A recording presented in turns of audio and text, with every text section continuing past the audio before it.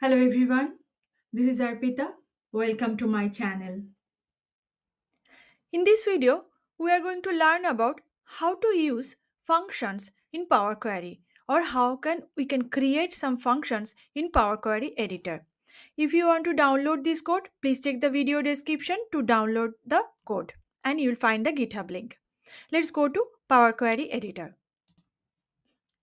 I'm in Power Query editor where already I've added some sample data. So before creating the function, we can create some parameter first. We need that one. So I'll create that new parameter. For example, region parameter and the text one, list of values, and for example, south, north, east, and west. I'm selecting some default value here. Okay. Now click on OK. So this is we have this one. Okay. Now if I go to this table property and I will select this text filter equal to where I will select this parameter and the region parameter, click on OK. Now if I right click, here also we have option this create function. Also if you go to this add column area, here also we have this invoke custom function. But first I want to try this right click create function.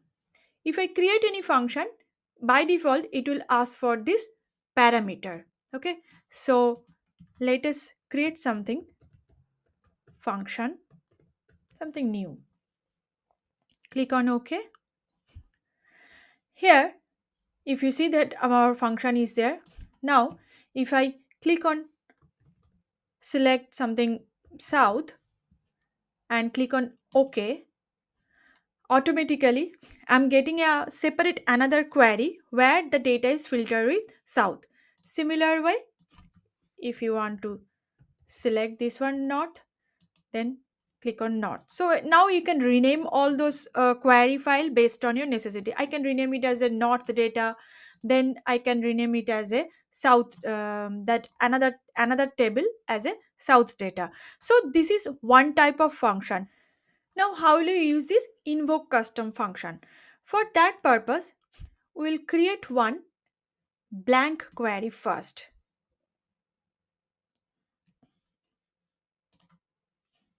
In the blank query, I'll go to home tab and click on this advanced editor where I will write this. So if you remember in our table we have something sales amount. So here I want to create some query like it's like creating one sales tax column where the sales tax is multiply into 0.20 value. Okay, now I'll click on done. So this is my new query is there. Let me check that one how it's working. So if I click on 100, it is showing me 20. Okay, now I don't need this invoke function here.